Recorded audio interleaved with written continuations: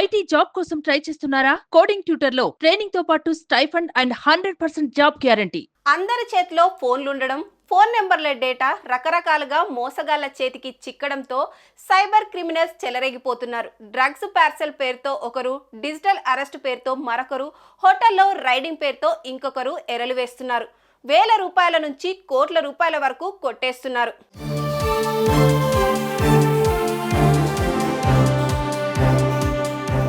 తాజాగా మంచు విష్ణు నిర్మించిన మోసగాళ్ళు సినిమాలో సెకండ్ హీరోయిన్ గా నటించిన మహిమ అనే నటిని కూడా ఇలానే మోసం చేశారు. మహిమకు ఈ నెల 6న రంజన్ షాహీ అనే వ్యక్తి నుంచి ఫోన్ వచ్చింది. తాను సినిమా నిర్మాతనంటూ పరిచయం చేసుకున్నాడు. మీకు సినీ అండ్ టీవీ ఆర్టిస్ట్ అసోసియేషన్లో మెంబర్షిప్ ఉందా అంటూ ప్రశ్నించాడు. లేదనేసరికి అయ్యో ఉండి ఉంటే మీకు నా సినిమాలోకి కీ రోల్ ఒకటి ఇచ్చి ఉండేవాడినని అంటూ చెప్పుకొచ్చాడు. వీలైతే సింటాలో మెంబర్షిప్ తీసుకోండి అన్నాడు. ఆ పక్క రోజే సెంటా హెచ్ అంటూ అనిత అనే ఓ మహిళ నుంచి మహిమకు ఫోన్ వచ్చింది.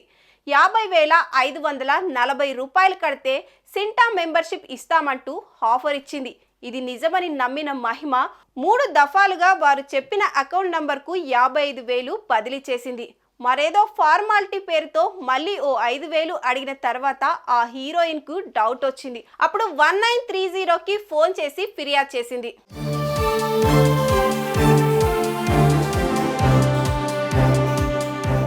ఆ వెంటనే సైబర్ పోలీసులు అలర్ట్ అయ్యారు. ఆమె చివరి వాయిదాగా కట్టిన 20,200 మాత్రం ఆ మోసగాళ్ల అకౌంట్ కు ట్రాన్స్ఫర్ కాకుండా ఆపగలిగారు.